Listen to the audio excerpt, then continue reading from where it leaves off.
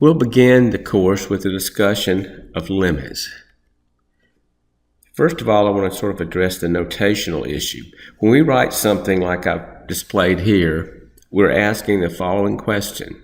What is happening to that expression, x squared plus 1, as x gets closer and closer to 1?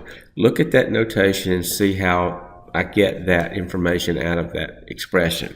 In particular, look at the way we're going to write this and read it.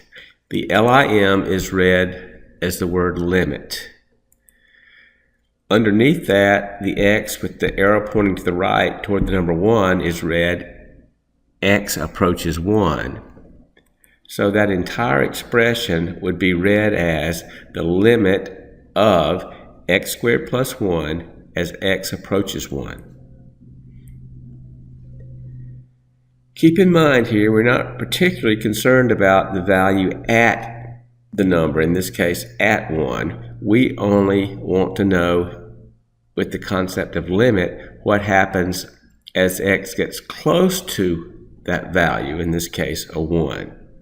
Keeping that in mind, there are still two directions from which you could approach 1. You could approach 1 coming from smaller values than 1, in other words, approaching from the left, or you could approach 1 from larger values going to the right toward 1.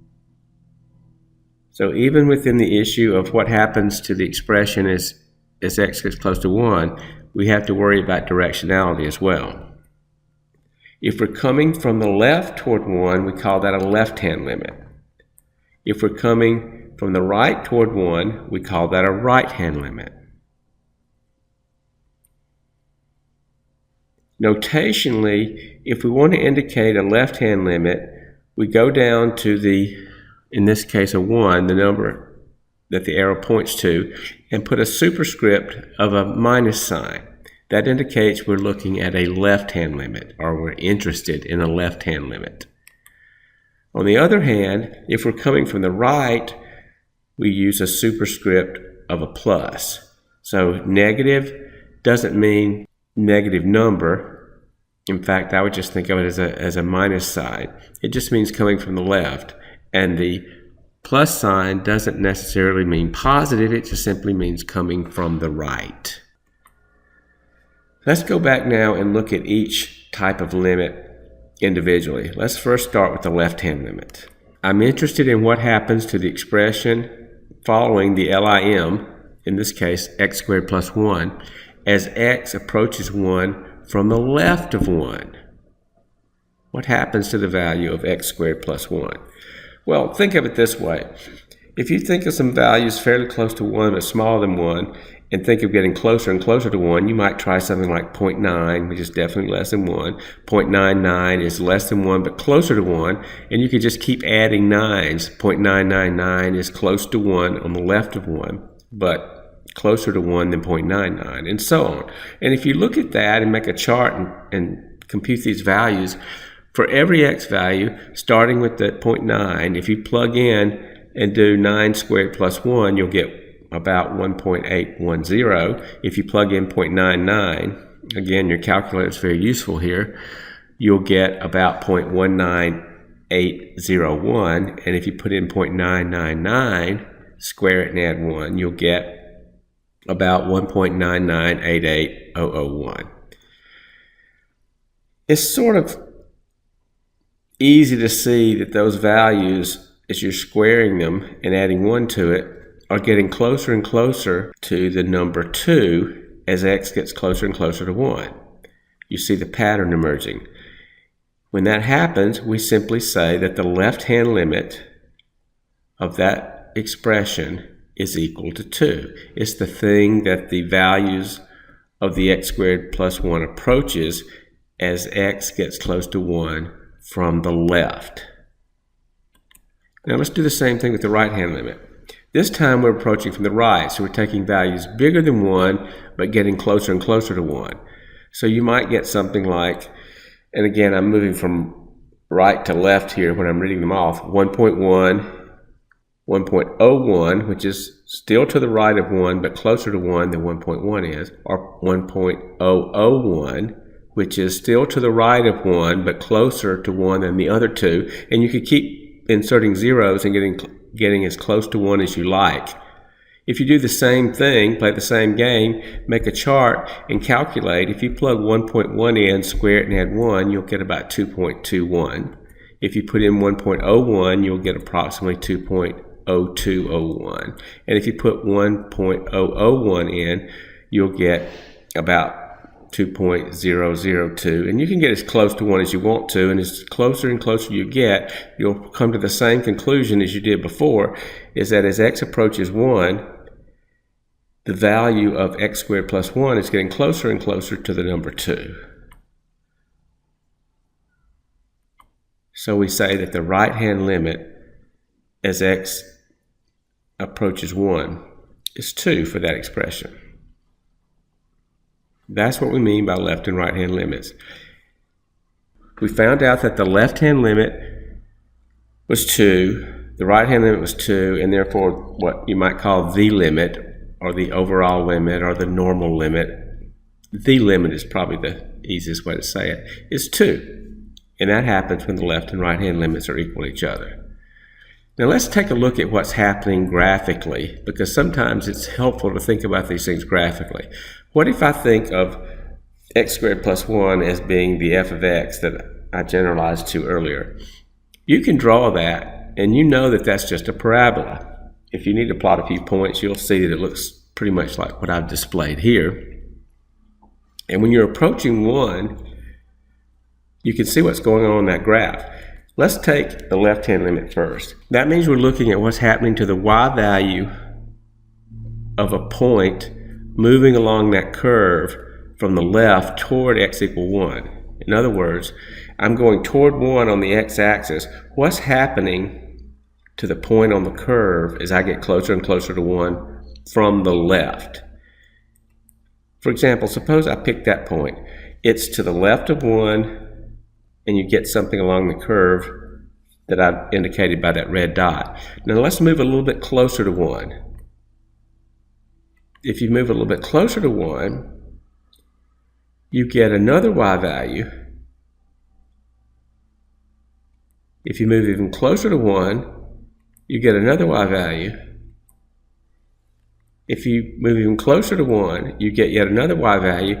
Can you sort of see that as you're inching your way toward 1 from the left, that the y values are inching themselves toward the value 2?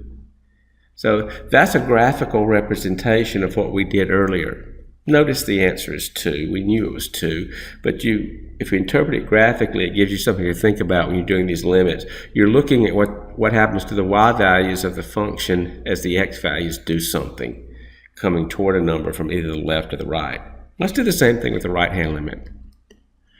This time we're looking at what's happening to the y value of a point moving along the curve, this time from the right side of 1, but going toward 1. So maybe you pick a value like that. That's definitely to the right of 1. I want something close to 1, but to the right of 1. And then I want to move even closer. So I note the y value, and then I pick a point even closer. I pick a point even closer and note its y value. Then pick a point even closer and note its y value. And then pick a point even closer and note its y value. You can see again that the y value is approaching 2. And again, you see that's the same answer we got earlier. So this looking at it graphically is just a way of helping you understand what's going on with these limits. And of course, if the left and right hand limits are equal to each other, you say that the limit is equal to that value for which both of those limits, left and right, are equal to. So here we would have, because the limit of x squared plus 1 as x approaches 1 from the left is 2, and the limit of x squared plus 1 as x approaches 1 from the right is 2, then the limit of x squared plus 1 as x approaches 1 is 2. So it's a graphical way of looking at what we did earlier strictly algebraically. And this sort of summarizes everything. Approaching from the left, left-hand limit. Approaching from the right, right-hand limit. If the left and right-hand limits equal each other, then you have the overall limit or the limit. Here's something that's going to be very much worth noting when you're doing your exercises and assignments. That function x squared plus 1 that we've been working with is just a particular instance of a polynomial function. In other words, powers of x, terms consisting of powers of x.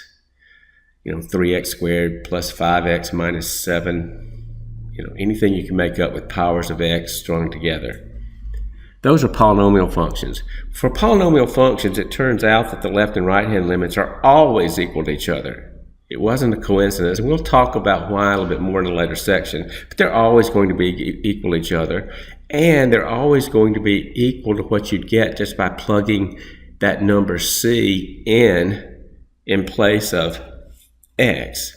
So when you're calculating limits, left-hand, right-hand, or just regular limits for polynomial functions, you really don't have to go through any torturous process of plugging in values on the left and right. You can just plug the value itself in and that'll be the answer. Well, that's a very nice thing to know. For example, if I gave you the limit of 4x cubed minus x squared plus 1 as x approaches 2, instead of saying, okay, I'm going to look to the left of 2 and get closer to 2, I'm going to look from the right of 2, getting closer to 2, and then you make charts and you figure it out like we did before. What this result says, no, if it's a polynomial function, you don't need to go to all that trouble. Just plug 2 into the polynomial and that answer is the answer. That's nice. It saves you from having to do all that work from left and right. And that's not always possible. With polynomial functions, it is always possible. So it's very easy to take limits involving polynomial functions.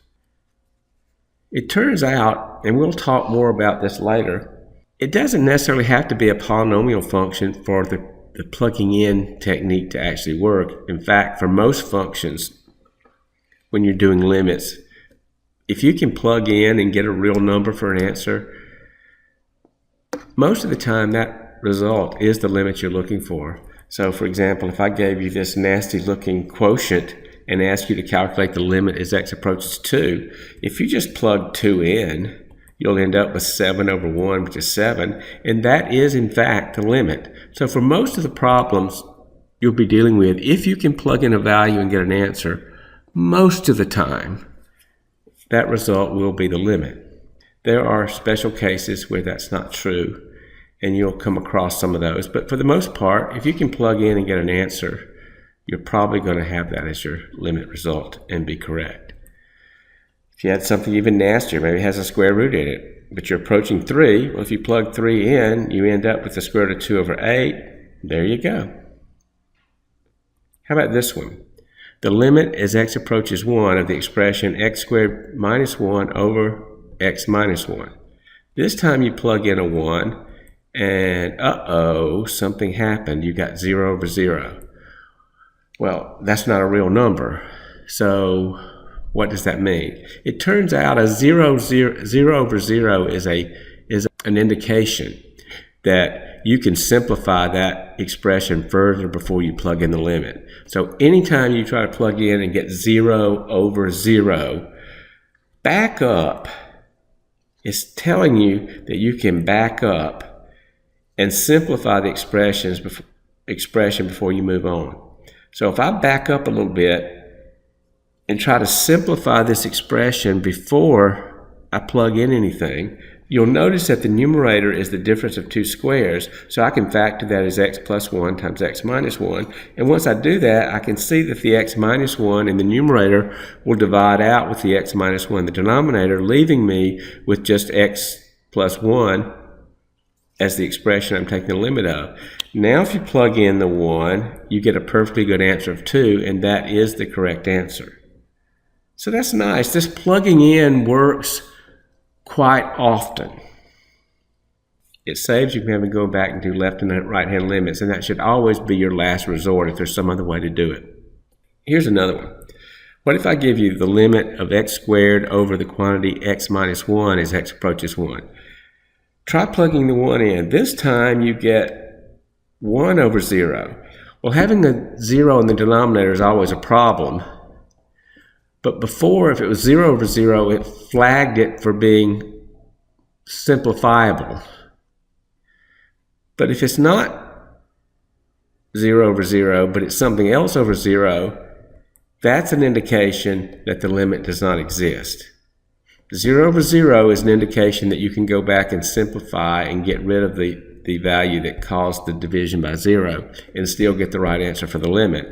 But when you get something that's not 0 over 0, that's simply an indication that the limit does not exist, and we'll use D and E for does not exist to indicate that the limit in fact does not exist. As you practice these, you'll see how this goes. Let's go back to some graphical things. If you've got a graph of this function and someone asks you to calculate the left-hand limit as x approaches 3, that means you're getting closer and closer to x being equal to 3, but you're coming in from the left side of 3. So 3 is right there, and you're coming in from the left. That means you're sliding down this line segment, but you're getting closer and closer to 3, and you can see when you do that, you're getting closer and closer to that open circle, which is at the value of 1, and that's your limit. So when you get good at these, interpreting these graphs, the left and right hand limits and overall limits are trivially easy. You just go down toward the value you're approaching from the right direction and cross-reference back to the y-axis, and that's your limit. By the same token, if you want the right hand limit, that means you're traveling at values bigger than 3, which means you're on this segment over here and you're heading down toward this value, which is, of course, negative 3. So the left-hand limit as x approaches 3 of that function is 1. The right-hand limit is negative 3. And because the left and right-hand limits don't equal each other, the limit itself does not exist. The left and right hand limits are not equal to each other, so the limit itself does not exist. Now, those type of functions that I just drew a picture of, if you were actually to look at their algebraic format, they'd probably look something like this function. It's called a function defined by a rule, and you've seen those in your pre-calculus course. In this case, the function is defined by the expression x plus 1 as long as x is bigger than 3, and it's defined by the function 4 minus x whenever x is less than 3. It's called a function defined by a rule. And suppose now I want to find the left, right-hand limits, and if exists, the limit as x approaches 3. I'm interested in what happens as x gets close to this value where the rule changes. So I start off with the left-hand limit. That means I'm getting close to 3 but less than 3.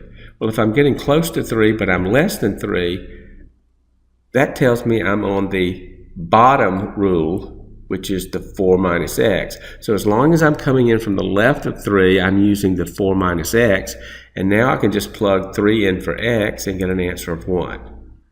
You see how that works? The left and right hand limit refers you to which piece of the function to travel in on, just like the picture did earlier. And then if I want to do the right hand limit, now I'm traveling along the values approaching 3, but from numbers bigger than 3. Bigger than 3 tells me that I'm using the x plus 1 as my rule.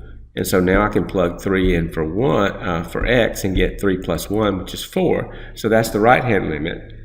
And again, because the left and right hand limits are not equal to each other, the limit itself does not exist. So please practice this so that it doesn't become such a hard process. Once you see what's going on and what your flags are, when you see certain things, you behave in a certain way in terms of getting to a solution your easiest way. Once you learn all the ins and outs of that, this process of taking limits is really very easy. But it does take practice. I want to wrap up with some limit rules.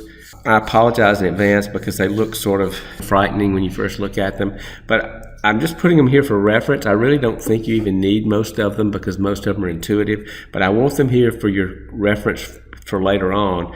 But I do, as I go through there, I want to explain what they mean, because saying what they mean is actually an easier way to remember them than trying to memorize them as they stand. But having said that, let me just get on with that. So I've got two functions, f and g. I'm taking the limit of each of them as x approaches c. For f of x, I get a limit of a. For g of x, I get a limit of b. Suppose I've gotten that.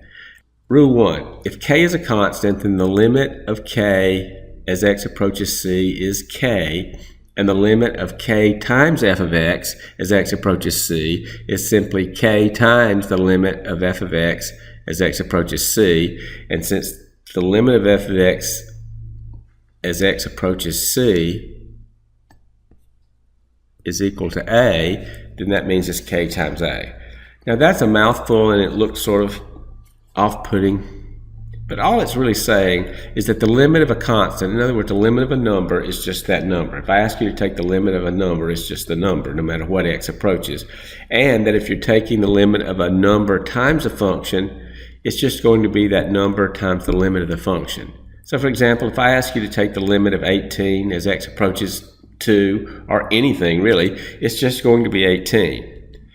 And if I give you a limit with a constant factor, say 2 times a function of x, I just made up something, e of x, you can put that 2 out front and just say it's 2 times what's remaining. In other words, you can factor.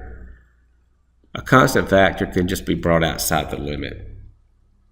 And of course, now if you plug in 0, you get e to the 0, and e to the 0 is 1, and 2 times 1 is 2. So the limit of a constant is just a constant. In other words, when you take the limit of a number, it's going to be the number. And if you've got a numerical factor inside the limit, you can bring it out front if you want. That's all that rule says. Number 2, it says the limit of f of x plus or minus g of x as x approaches c is just the limit of f of x as x approaches c plus or minus the limit of g of x as x approaches c. In other words, you can take the limit term by term. The limit of a sum is the sum of the limits. The limit of a difference is the difference of a limit. You can just do it term by term. So if I knew that the limit of f of x was 16 as x approaches 4, and the limit of g of x was 8 as x approaches 4, and someone asked me to find the limit of f of x minus g of x, I would just say it's 16 minus 8. You can take limits term by term. That's all that says. 3, same thing with the product. The limit of a product is the product of the limits. If I ask you to take the limit of two functions multiplied together, you can just take the limit of each one separately and multiply the answers together. So if the limit of f of x as x approaches c is 16, and the limit of g of x as x approaches 4 is 8, then the limit of f times g is just going to be 16 times 8. So like I said, I probably could have left off listing these rules and you still would have gotten the right answer, because it's a very intuitive thing. You're doing the thing that seems intuitive, and it actually works. That's a good thing.